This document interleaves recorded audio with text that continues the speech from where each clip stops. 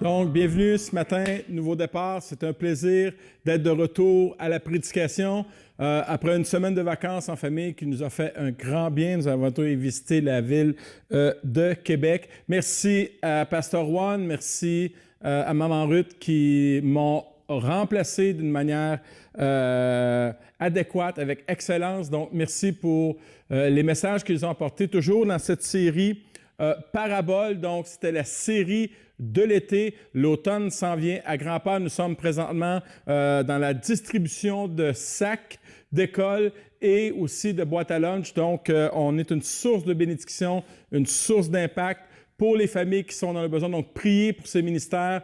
Toute l'équipe est ici, Nathanaël, Santi, une équipe de bénévoles comme Suzanne, une équipe de bénévoles aussi pour commencer le ménage parce que nous allons être de retour le dimanche 23 août ici. Les détails vont venir, mais nous recommençons nos réunions en direct le dimanche 23 août. Une vidéo d'information, une vidéo aussi comment ça va se passer ici. Les dimanches vont être sur notre page Facebook la semaine prochaine.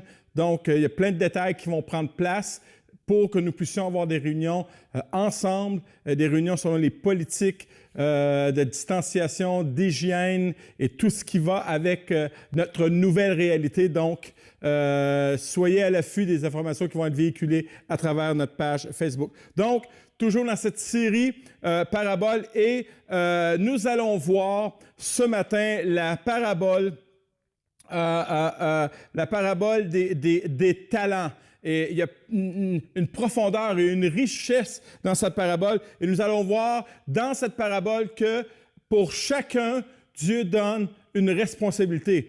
Pour chacun, Dieu demande une fidélité par rapport aux responsabilités qu'il nous donne. Et pour chacun, Dieu demandera des comptes à la fin des temps. Donc, plongeons dans ce texte qui se trouve dans Matthieu chapitre 25, les versets 19 à 30. Longtemps après le maître, les serviteurs revinrent et leur firent rendre compte. Celui qui avait reçu 5 talents s'approcha et apporta 5 autres talents et dit, « Seigneur, tu m'as remis 5 talents, voici j'en ai gagné 5 autres. » Son maître lui dit, « C'est bien, bon et fidèle serviteur, tu as été fidèle en peu de choses, je te confierai beaucoup, entre dans la joie de ton maître. » Celui qui avait reçu les 2 talents s'approcha aussi et il dit, « Seigneur, tu m'as remis 2 talents, voici j'en ai gagné 2 autres. » Son maître lui dit, « C'est bien, bon et fidèle serviteur, tu as été fidèle en peu de choses, je te confierai beaucoup, entre dans la joie de ton maître. » Celui qui n'avait reçu qu'un talent s'approcha ensuite et il dit, « Seigneur, je savais que tu es un homme dur, qui moissonne où tu n'as pas semé et qui amasse où tu n'as pas vanné. J'ai eu peur et je suis allé cacher ton talent dans la terre. Voici, prends ce qui est à toi. » Son maître lui répondit, « Serviteur méchant et paresseux, tu savais que je moissonne où je n'ai pas semé et que j'amasse où je n'ai pas vanné. Il te fallait donc remettre mon argent au banquier et à mon retour, j'aurais retiré ce qui est à moi avec un intérêt. Ôtez-lui donc le talent et donnez-le à celui qui a les 10 talents. Car on donnera à celui qui a, et il sera dans l'abondance. Mais celui qui n'a pas, on ôtera même ce qu'il a. Et le serviteur inutile, jetez-le dans les ténèbres du dehors, où il y aura des pleurs et des grincements de dents. » Mais allons voir le début de la parabole. Ce n'est pas pour rien que j'ai commencé par la fin. Par le fait que nous allons avoir rendre compte de toutes les responsabilités que Dieu nous aura confiées. Verset 14, « Il en sera comme d'un homme qui, partant pour un long voyage, appela ses serviteurs et leur remit ses biens. Il donna 5 talents à l'un, 2 à l'autre, et au troisième, à chacun selon ses capacités, et il partit. Aussitôt, celui qui avait reçu 5 talents s'en alla et les fit valoir, et il gagna 5 autres talents. De même, celui qui avait reçu les 2 talents en gagna 2 autres. Celui qui en avait reçu qu'un alla faire un creux dans la terre et cacha l'argent de son maître. » Les sociologues de l'université ont récemment complété une étude qui avait pour but de déterminer si les gens regrettent davantage les choses qu'ils ont faites ou celles qu'ils ont omis de faire, volontairement. Le résultat obtenu a été sensiblement le même lorsqu'on les questionnait sur la semaine qui venait de se passer. Environ le même nombre de gens ont dit « Je souhaiterais ne pas avoir fait ça » ou « Je souhaiterais avoir fait ça ». Mais lorsqu'il était question de toute leur vie, la grande majorité regrettait des occasions ratées. John Greenleaf Whittier a écrit « De tous les mots tristes prononcés ou écrits, le plus triste sont ceux-ci. Cela aurait pu être. » Il a intitulé cela « La tragédie des occasions manquées ». J'aurais donc dû faire quelque chose qui aurait pu faire une différence. J'aurais donc dû faire quelque chose qui aurait aidé. J'aurais donc dû faire quelque chose qui aurait pu changer une vie, changer une situation, avoir un impact. J'aurais donc dû me rendre plus disponible. J'aurais donc dû être passionné par ce qui passionnait le cœur de Dieu. J'aurais donc dû me donner moins d'excuses, moins de raisons. J'aurais donc dû. Et un jour, j'étais dans une conférence à Québec. C'était le pasteur Denis Morissette qui était l'hôte de cette conférence. Et un des sujets était comment nous allons finir notre vie. Et il nous racontait que la plupart des gens, quand ils viennent au moment de passer de la vie à la mort, ce n'est pas nécessairement que les gens ont peur de mourir. C'est les regrets. J'aurais donc dû. Et il nous encourageait durant cette conférence, quand vous allez arriver à la fin de votre vie, s'il vous plaît, ne vous arrangez pas pour avoir des regrets, mais plutôt dire, j'ai mené une belle vie. J'ai mené une belle vie. Et nous voyons dans le texte de cette parabole que Jésus, avant de partir, le maître, avant de partir, délègue des responsabilités à 3 de ses serviteurs. Mais beaucoup de chrétiens vivent leur vie chrétienne comme s'ils ne devaient jamais rendre compte à personne, ni même à Dieu. Comme on dit, ils se reposent sur le salut en se reposant. Ils savent qu'ils ont quelque chose à faire. Ils savent qu'ils ont des tâches. Ils savent qu'ils sont appelés. Mais beaucoup de chrétiens n'ont aucune crainte de Dieu au niveau de lui rendre des comptes un jour par rapport aux responsabilités que Dieu leur a confiées. Aujourd'hui, il y a trop de chrétiens irresponsables par rapport à leurs responsabilités, que Dieu leur a confiées. Trop de chrétiens qui ne font qu'être chrétiens, pas plus. Trop de chrétiens qui ne sont que chrétiens, rien de moins, rien de plus. Trop de chrétiens qui ne pensent qu'à leur propre salut, à leur propre royaume, à leur propre carrière, à leur propre rêve. Leur vie chrétienne est centrée sur eux. Et il n'y a rien de plus anti-biblique que de voir un chrétien qui est centré sur son propre salut et qui ne regarde qu'à lui. Trop de chrétiens qui ne pensent qu'à s'élever. Trop de chrétiens jaloux et envieux des autres. Oui, si tu es dans l'Église de Jésus-Christ, il y a des chrétiens jaloux et envieux des autres. Trop de chrétiens qui disent, mais qui ne font jamais. Trop de chrétiens qui remettent à plus tard. Et je vais vous confesser ce matin, Dieu est tanné. Dieu est fatigué des chrétiens qui ne sont que chrétiens de nom. Dieu est tanné, Dieu est fatigué des chrétiens qui passent plus de temps dans les choses de ce monde que dans les choses de son royaume, qui aiment plus être dans le monde que d'être dans l'Église. Dieu est tanné et fatigué des chrétiens religieux qui refusent de prendre leurs responsabilités. Nous allons avoir 3 points ce matin. Dieu donne à chacun des responsabilités. 2e point, Dieu demande fidélité à ceux à qui il a donné des responsabilités.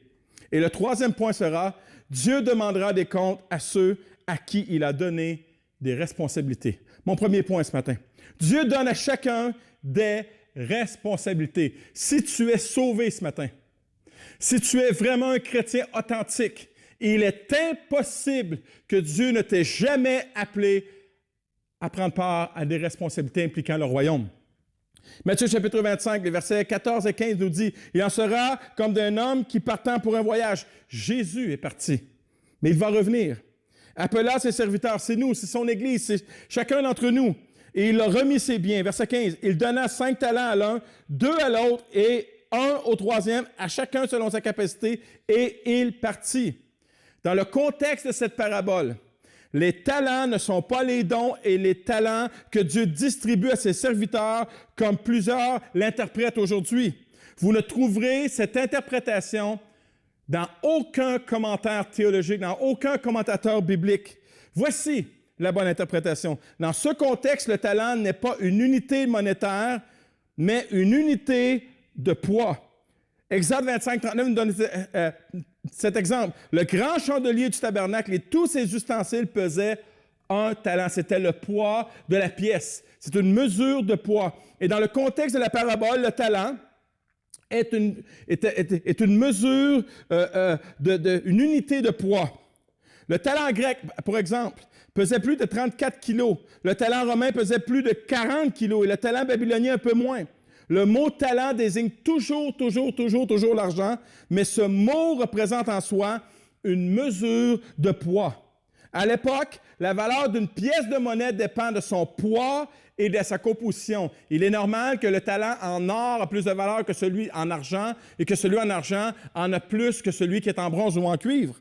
Le talent ici illustre simplement la diversité des responsabilités confiées à chacun.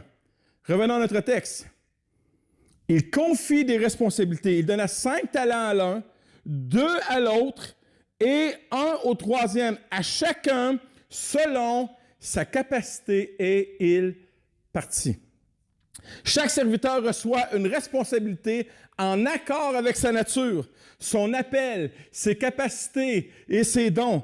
C'est Dieu qui donne lui-même ses responsabilités. C'est son appel à lui, c'est son choix à lui. Ce passage, bien-aimé, nous enseigne qu'il y a des serviteurs qui ont plus de capacité que d'autres, qui sont plus talentueux que d'autres, et qui ont plus de responsabilités que d'autres. Mais la parabole nous enseigne aussi que tous sont nécessaires et utiles. Tous reçoivent une ou plusieurs responsabilités de la part de Dieu.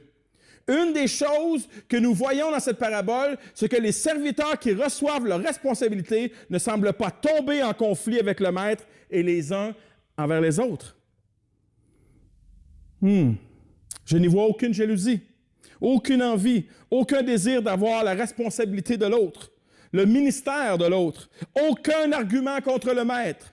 Aucun cri à l'injustice du genre « Je mérite mieux que lui, je suis meilleur que lui, je ne suis pas d'accord avec ton choix. » Cette parabole m'enseigne à moi qu'il y a des gens meilleurs que moi, qui ont plus de capacité que moi. Et oui, cette parabole m'enseigne ce matin que Dieu appelle certaines personnes à des choses plus grandes à ce qu'il m'appelle. Et il n'y a pas de honte à reconnaître mes incapacités. Il n'y a pas de honte à reconnaître que quelqu'un est meilleur que moi dans tel ou tel domaine. Je vais vous donner un exemple. Santi et Nathanaël présentement travaillent à un grand projet et ça inclut tout l'aspect informatique et technique et tout ça. Et si Pasteur Roy m'avait demandé à moi, même en me donnant le meilleur des ordinateurs au monde, de faire le même projet, je n'aurais pas été capable parce que je n'en ai pas les capacités, je n'en ai pas les dons, je n'en ai pas... Et ce n'est pas un hasard que Dieu ne m'a pas donné à moi cette responsabilité, mais qu'il les a données à Nathanaël et à Santi. Si votre automobile brise, ne m'appelez pas. Elle risque de rester brisée longtemps. Je n'ai pas les dons, je n'ai pas les capacités d'être un mécanicien. Il n'y a pas de honte à reconnaître ses limites. Il n'y a pas de honte à reconnaître ses incapacités. Et c'est ce qui fait la beau. Elle est belle, l'Église, quand tous et chacun reconnaissent leurs forces, mais reconnaissent leurs limites. Et oui, il est clair dans la parabole que le premier serviteur semble le plus adroit et le plus fiable des trois. So what? Et alors? Cela ne me regarde pas. Ce qui me regarde, c'est d'être responsable dans ce que Dieu m'a confié à moi. Un point, c'est tout. Dieu nous appelle tous à une responsabilité, selon nos capacités, nos dons, dans le but que son royaume prenne place dans ce monde. Voilà ce qui est le plus important. Le problème, souvent, c'est que je veux une place pour être vu. Je veux une place pour être reconnu, pour être adulé, pour me faire un nom. Je veux la place de l'autre qui porte ombrage à mon désir ou à qui je suis ou à ma personne. Je ne suis pas satisfait du choix du maître. Et il monte dans mon cœur, malheureusement, la jalousie et l'envie. J'en ai été victime. Tu en as été victime. Le désir d'avoir ce que l'autre a reçu de la part du maître. Et cela me rend aveugle par rapport à la volonté parfaite du maître qui me rend, et me rend aveugle par rapport à mes propres capacités. Et mon aveuglement atténue mon discernement sur mon évaluation personnelle. Il y a deux issues à cela. La destruction ou la dépression. De ne pas accepter le choix du maître mène à ces deux issues. Soit que je vais commencer à me dévaloriser, à me dire que je ne suis pas bon, que je ne suis pas apte, que je ne suis pas qualifié, ou je vais me mettre à me surévaluer et à détruire l'Église, à détruire les autres pour avoir la place qu'un autre, Dieu lui a destinée. Quand j'entre en conflit avec les autres par rapport à leur appel, par rapport à leur responsabilité, je rentre en conflit avec Dieu. Charles Swindoll a dit ceci, « Aucune réaction n'est plus cruelle que la jalousie. Si nous laissons la jalousie proliférer, les conséquences seront dévastatrices. » Vous savez comment détruire une Église? Ça prend des gens qui sont envahis par l'envie et la jalousie de ce que les autres possèdent. La jalousie est dévastatrice pour moi, mais elle est dévastatrice pour l'Église aussi. Quel est le remède contre la jalousie et l'envie? Romains chapitre 12, verset 3, l'apôtre Paul nous dit ceci, « Dieu m'a fait grâce, il m'a accordé un ministère et des dons. C'est pourquoi j'aimerais vous faire quelques recommandations. N'ayez pas une opinion exagérée de votre importance, mais que chacun de vous s'efforce de se faire une idée juste sur lui-même. Ne surestimez pas vos capacités. » Je le disais tout à l'heure, je ne peux pas surestimer mes capacités au niveau de l'informatique ou au niveau de la mécanique. N'aspirez pas à ce qui dépasse vos possibilités ou qui déborde de votre vocation. Ne va pas déborder sur la vocation d'un autre. Ne va pas désirer la responsabilité d'un autre. Respecte ton appel, respecte ce que Dieu t'a confié à faire. Et il finit le verset, « Acceptez vos limites, celles que vous tracent les dons particuliers qui vous ont été départis en vertu de votre foi. » Tu as peut-être juste une responsabilité que Dieu t'a donnée. Peut-être juste une. Mais c'est peut-être cette responsabilité-là qui va faire la différence et qui va nourrir celui qui en a reçu 2, qui en a reçu 5. Parce que nous sommes ensemble, unis dans le corps de Christ pour faire avancer son royaume. Vous devriez dire Amen. Philippiens 2.3, voilà un autre remède contre l'envie et la jalousie. N'agissez pas en vue de la satisfaction de vos désirs particuliers. Il y a une grande différence entre mes désirs à moi et la volonté de Dieu pour moi. Laissez tomber tout esprit de rivalité. Bien-aimés, nous connaissons tous des églises qui ont vécu des divisions. Et le mot rivalité en est l'agresseur, en est le fruit. Laissez tomber tout esprit de rivalité que ni la vanité, ni la satisfaction de soi-même, le sentiment d'orgueil de vouloir plus, de vouloir la pôle. Que ni la vanité, ni le désir de faire bonne impression ne commandent, mais que par humilité, regardez bien, que par humilité, chacun considère son frère comme meilleur et plus important que lui-même. Apprenez à reconnaître la supériorité des autres. Je reconnais que Nathanaël, je reconnais que Santi sont supérieurs à moi au niveau de l'informatique. Je le reconnais que Santi est meilleur que moi au niveau des instruments de musique. Je reconnais que Mark Smith est meilleur que moi au niveau de la techno. Bien-aimés, soyons humbles. Soyons humbles. Restons à notre place. Acceptons et apprenons.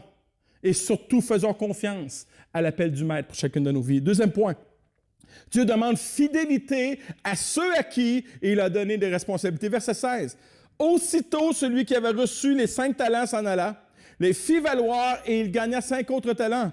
De même, celui qui avait reçu les 2 talents en gagnant 2 autres. Eux ne se préoccupent pas, lui en a 5, moi j'en ai 2, je suis moins bon, je suis moins de capacité. Non, non, non. Aussitôt, et je le traduirai de cette façon, aussitôt, je le traduirai de cette façon, pas de niaisage, pas de temps à perdre dans les comparaisons, pas de temps à perdre dans la compétition, pas de temps à perdre pour l'avancement du royaume de Dieu. Quand je suis responsable, je suis efficace. Quand je m'occupe de mes responsabilités, je porte du fruit. Les 2 premiers serviteurs de la parabole m'enseignent leur désir, leur passion de vouloir servir le maître. Ils veulent produire du fruit le plus rapidement possible. Ils veulent honorer leur appel. Ils veulent honorer le maître dans le service pour lui. Le aussitôt est très révélateur ici. Ils ne posent pas de conditions quant à leur appel.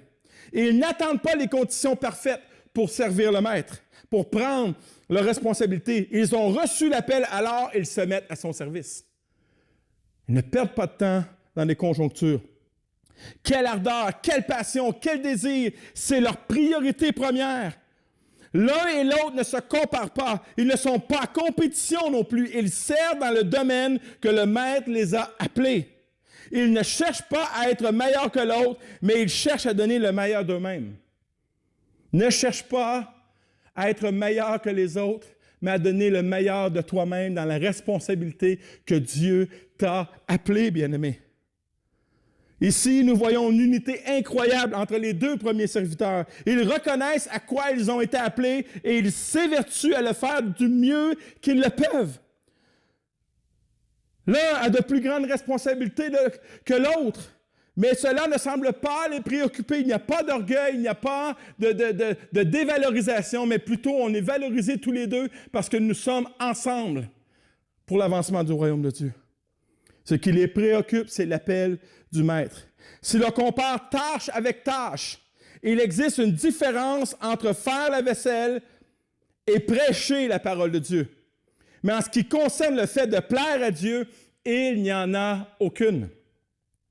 Si vous lavez les assiettes, si vous n'êtes pas seulement un plongeur aux yeux de Dieu, vous êtes engagé dans une tâche du royaume et vous accomplissez votre lavage de vaisselle pour Jésus-Christ. Peut-être que tu ne prêcheras jamais, peut-être que tu ne prêcheras jamais comme moi, mais peut-être que je ne prierai jamais comme toi. Peut-être que tu ne seras jamais une grande virtuose au niveau vocal, mais peut-être que personne ne va enseigner l'école du dimanche comme toi. Peut-être que tu ne pourras jamais jouer du piano comme un tel ou jouer de la guitare comme un tel, mais peut-être que personne ne fera l'accueil comme tu pourrais le faire. Verset 18, celui qui n'en avait reçu qu'un alla faire un creux dans la terre et cacha l'argent de son maître. Le serviteur négligent, paresseux, le serviteur qui refuse de servir, le serviteur qui refuse d'être responsable, qui rejette l'appel de Dieu sur sa vie, qui refuse de faire fructifier le royaume de Dieu, qui n'a aucune initiative responsable. Le maître lui a pourtant donné une responsabilité, mais il n'en a rien fait. La seule chose qu'il a faite, c'est de creuser un trou et d'enterrer son appel. Il n'a rien fait de son appel, c'est la seule chose qu'il a fait. En fait, il a été inutile pour l'avancement du royaume de Dieu malgré son appel dans le royaume de Dieu. Il ne rapporte rien pour le royaume. C'est l'image de celui qui se dit chrétien, mais qui ne le manifeste pas. C'est l'image de celui qui dit avoir la foi, mais qui n'est pas accompagné d'œuvres. C'est l'image de celui qui est chrétien de nom, mais qui ne l'est pas vraiment. Sa foi est morte et porte le nom de chrétien.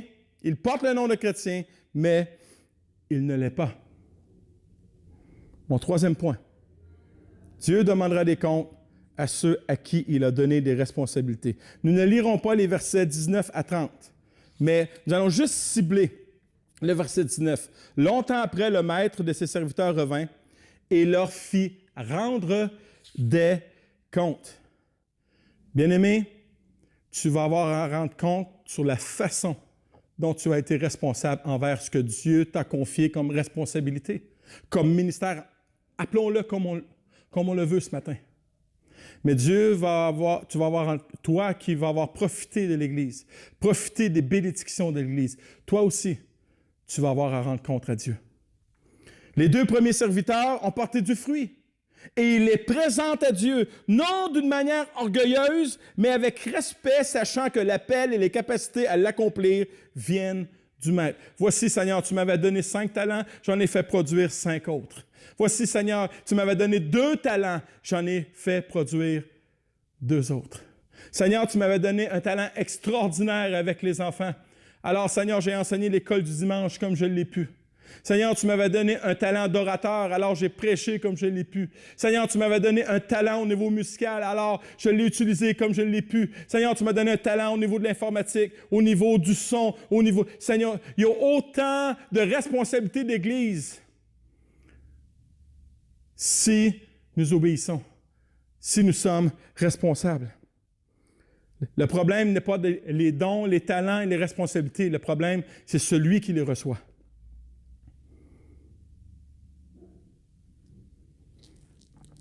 Ils ont un ministère d'impact, un ministère d'influence, un ministère d'amour et de compassion, un ministère de croissance.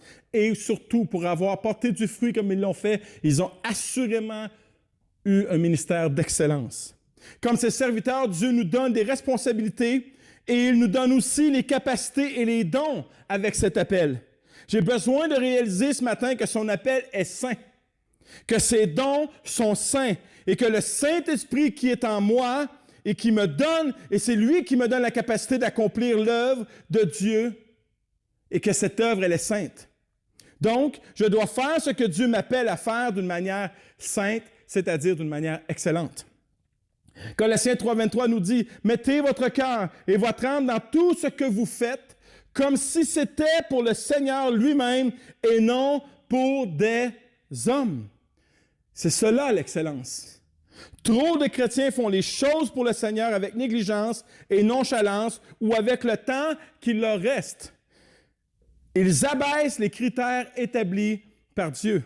Ils ne veulent pas faire l'œuvre du Seigneur à la manière du Seigneur, mais à la leur.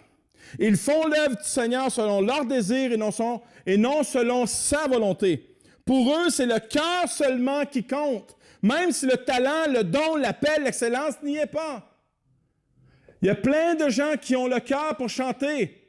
Il y a plein de gens qui se présentent dans les auditions à American Idol, à La Voix, et c'est horrible. Ils ont un cœur pour chanter, mais ils n'ont pas ce qu'il faut pour aller avec. Ils ont l'attitude, mais non l'aptitude. Ils ne cherchent pas à s'améliorer parce qu'ils le font avec leur cœur charnel et égoïste. Ils ne peuvent pas arriver à l'excellence si tu n'es pas appelé à cette responsabilité. Si je le fais avec mon cœur, je devrais en principe le faire aussi avec excellence. C'est la seule façon de servir le Seigneur. Non pas sans erreur. Il y a une différence. Non pas sans erreur, mais avec excellence assurément. Parce que celui qui travaille dans l'excellence et qui fait des erreurs devient encore plus excellent. Il apprend de ses erreurs. C'est la seule façon de servir le Seigneur. C'est la seule façon de porter du fruit, d'avoir un impact et d'avoir une croissance. Je vais vous montrer une diapo aussi. Est-ce que vous considérez sur cette diapo que le bricoleur a été excellent? Il avait un cœur pour faire les réparations.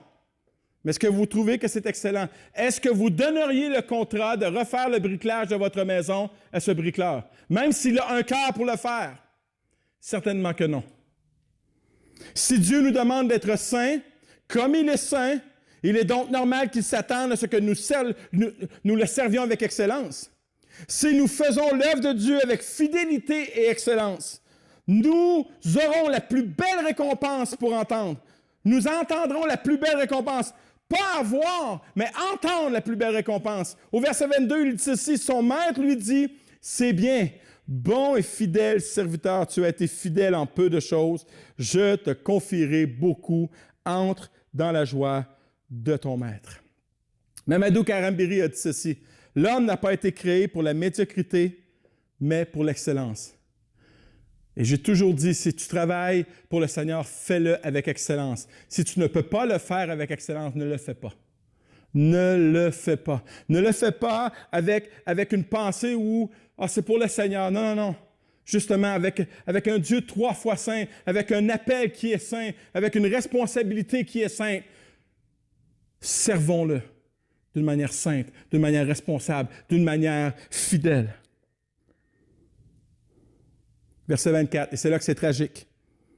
Celui qui n'avait reçu qu'un talent s'approcha ensuite et il dit, « Seigneur, je savais que tu es un homme dur, qui moissonne et qui n'a pas semé, et qui amasse où tu n'as pas vanné. J'ai eu peur et je suis allé cacher ton talent dans la terre. Voici, prends ce qui est à toi. » Son maître lui répondit, « Serviteur méchant et paresseux, tu savais que je moissonne où je n'ai pas semé et que je n'amasse où je n'ai pas vanné. Il te fallait donc remettre mon argent au banquier et à mon retour, j'aurais retiré ce qui est à moi avec un intérêt. Ôtez-lui donc le talent et donnez-le à celui qui a les 10 talents. Car on donnera à celui qui a et il sera dans l'abondance, mais à celui qui n'a pas, on ôtera même ce qu'il a. Et le serviteur inutile, jetez-le dans les ténèbres du dehors et il y aura des grincements dedans. » Le troisième serviteur à rendre compte aussi est l'homme qui est considéré comme l'homme négligent, peureux et paresseux. Et j'aimerais dire ce matin qu'aucun chrétien, un vrai chrétien, aucun chrétien authentique ne peut être comme ça. Impossible, car ce serviteur n'a aucun respect pour le maître. Ce serviteur ne connaît pas Dieu. John MacArthur le définit comme suit, grand commentateur biblique. Ce serviteur représente celui qui se dit chrétien, mais dont la connaissance de Dieu le pousse à dire de ce dernier qu'il est distant, dur, injuste et peu fiable. Les chrétiens ne pensent pas ça de Dieu. Le chrétien authentique ne pense pas ça de Dieu. Ce serviteur a reçu une invitation de la part du maître, mais son cœur endurci n'a pas réagi positivement à l'invitation du maître. Il ressemble à ces gens qui se disent chrétiens, mais que leur cœur n'est jamais touché par l'Évangile. Ils l'expérimentent d'une manière théorique, mais jamais l'Évangile n'a d'impact sur leur cœur. Ne nous leurrons pas, bien-aimés.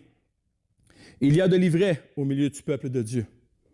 Il y a du faux au milieu du vrai. Et d'ailleurs, Jésus en a fait une parabole.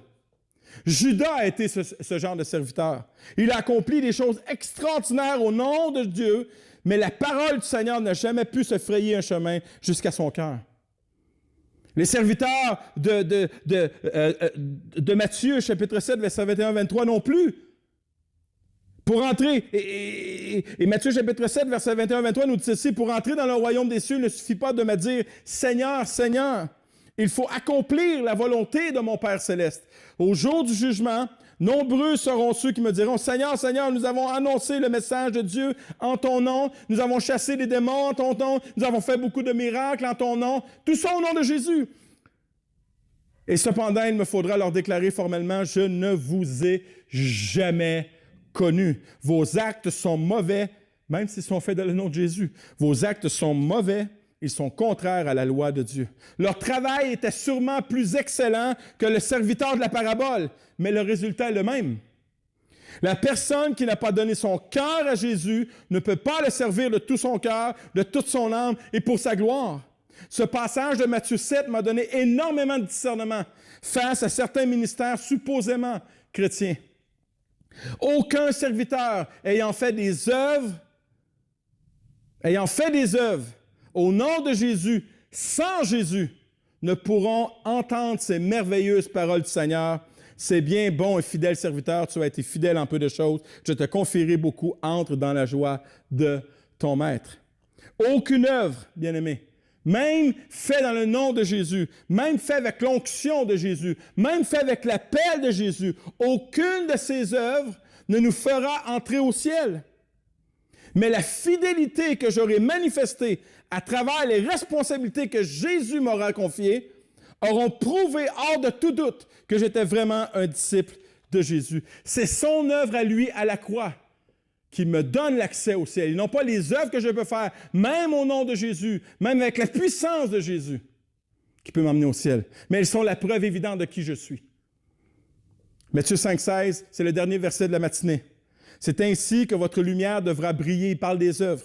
C'est ainsi que votre lumière devra briller aux yeux de tous, pour que ceux qui vous côtoient remarquent le bien que vous faites et qu'ils en attribuent la gloire à Dieu. Et mon appel ce matin, bien-aimés, ne ratons plus l'occasion de servir le Seigneur. Ne ratons plus, ne refusons plus les occasions, les appels, les responsabilités que Dieu veut nous confier. Ne ratons plus l'occasion. Arrangeons-nous pour qu'à la fin de notre vie, nous n'ayons aucun regret. Ne ratons plus les occasions. Ne ratons plus les occasions. Peut-être que tu auras 5 responsabilités. Peut-être que l'autre en aura 2. Bien-aimé, il est temps de cesser les compétitions. Il est temps de cesser les comparaisons et d'œuvrer ensemble. Peu importe mes capacités, peu importe mes dons, peu importe mes appels, peu importe le ministère, peu importe les responsabilités que Dieu me confiera, ça sera toujours dans le but de voir son royaume progresser ici-bas. Bien-aimés, ne ratons plus l'occasion. Rejetons tout esprit de compétition, tout esprit de rivalité. Rejetons tout ça.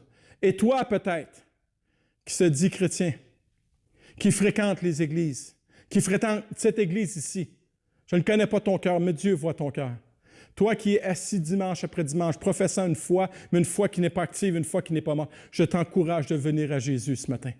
Je t'encourage à faire de Jésus ton Seigneur et le Sauveur de ta vie. Viens à Jésus ce matin. N'enterre pas l'appel du salut sur ta vie, prétextant que tu fais des œuvres pour Dieu. Nous voyons dans Matthieu chapitre 7 que ces gens n'étaient pas nés de nouveau, que ces gens n'étaient pas chrétiens, mais qu'ils accomplissaient des œuvres pour Jésus. Et pourtant, Jésus dit, « Je ne t'ai jamais connu. » Tu as le choix ce matin d'entendre les premières paroles du Maître. « Viens, bon et fidèle serviteur, entre dans la joie de ton Maître. » Ou les autres paroles qui sont terribles, liez-le, pieds et poings liés, et jetez-le dans les temps de feu. Il y a ces 2 paroles. Nous allons avoir à rendre compte pour les responsabilités que Jésus nous aura données. Parce qu'il va revenir, et nous aurons à rendre compte de tout ce que nous aurons fait, de tout ce que nous n'aurons pas fait. Prions ensemble. Seigneur Dieu, merci pour cette parabole qui m'a enseigné des choses tellement profondes sur la responsabilité de comment aussi te servir, dans quelles conditions on le doit. Et pour Nouveau Départ, Papa, c'est un nouveau départ, c'est un réveil ce matin. Je le sens dans mon cœur, c'est un réveil ce matin. Un réveil pour accepter la responsabilité à laquelle tu nous appelles. Un réveil pour ne plus rentrer en compétition, pour ne plus rentrer en comparaison. Mais un réveil peut-être pour la personne qui vient à l'Église, qui pense que ses œuvres vont être suffisantes. Et ta parole est claire. Il y a une seule œuvre accomplie qui va nous permettre d'entrer au ciel, et c'est la tienne, à la croix, pour nos péchés. Je te prie que ton Saint-Esprit nous convainc dans notre cœur de pécher, nous, qui nous comparons, qui nous jalousons, qui nous envions, mais que tu puisses aussi, par ton Saint-Esprit, convaincre l'autre de pécher, de venir à toi, de faire confiance à ton œuvre à toi sur la croix, Papa. Que cette Église Nouveau Départ devienne un nouveau départ maintenant dans le nom de Jésus et que tu puisses, Seigneur Dieu, abonder en appel, abonder en responsabilité pour cette Église. Et nous voulons te dire oui ce matin. Je veux devenir un chrétien responsable, je veux devenir un chrétien fidèle et je veux te dire oui. Viens Seigneur, envoie un appel sur ma vie, je vais te dire oui dans le nom de Jésus. Et le peuple de Dieu dit Amen.